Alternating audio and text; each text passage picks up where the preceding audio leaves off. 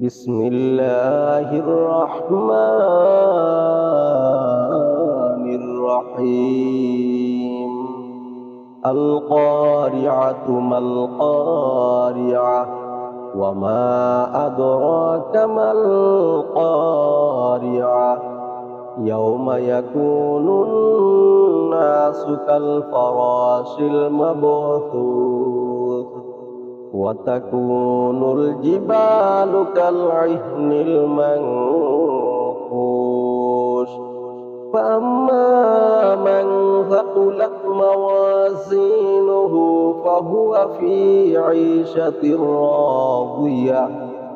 وأما من خفت موازينه فأمه هاوية وما